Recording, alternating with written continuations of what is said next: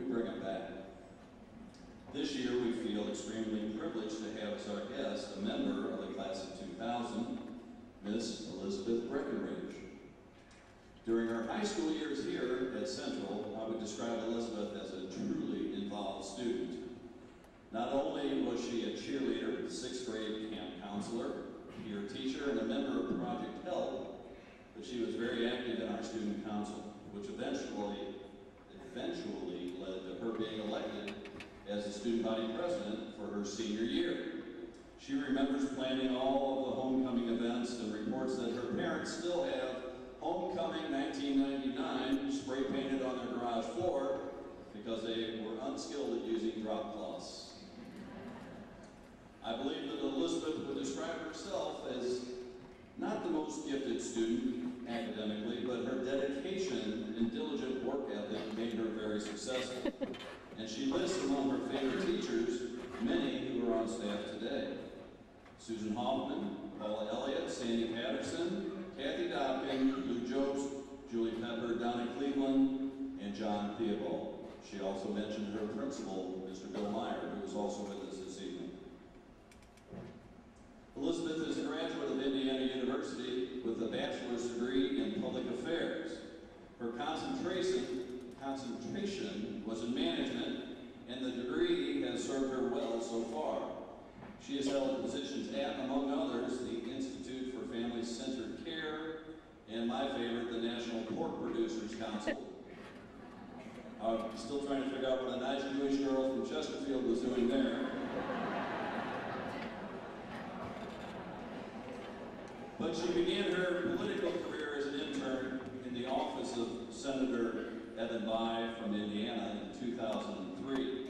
She had several jobs along the way, but she has worked for the senator on and off since that time and is currently serving as his Director of Operations. In that role, she is responsible for overseeing the daily operation and finances for the senator's DC and Indiana offices.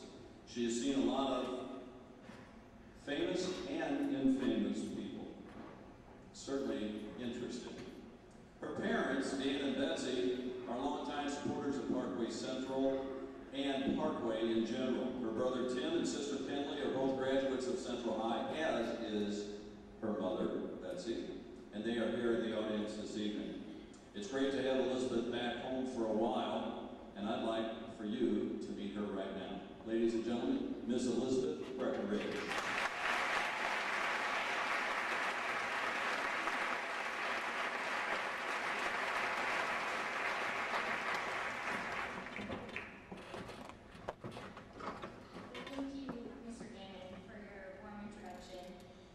He was absolutely right. I was not a gifted student.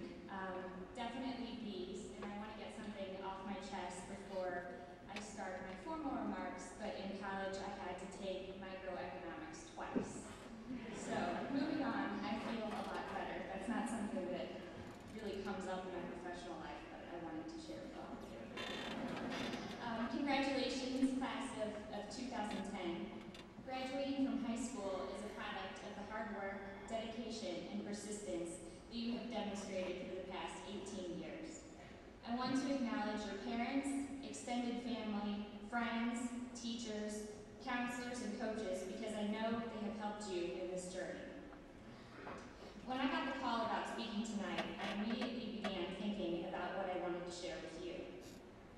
Do you remember where you were 10 years ago? I sure do.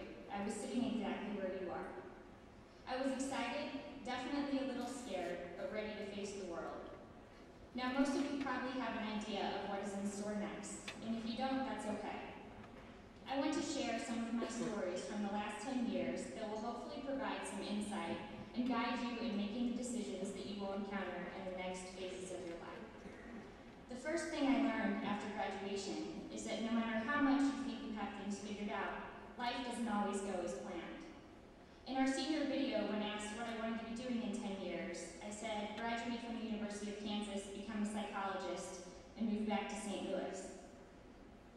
Well, a few events happened that changed this course for me. When I attended my first psychology class at KU, it was like going to a baseball game minus all the good food. My class had 1,000 other on a big screen so the people sitting in the nosebleed section would still be able to see him. It was really difficult for me to pay attention, and after working hard for what ended up being a mediocre grade,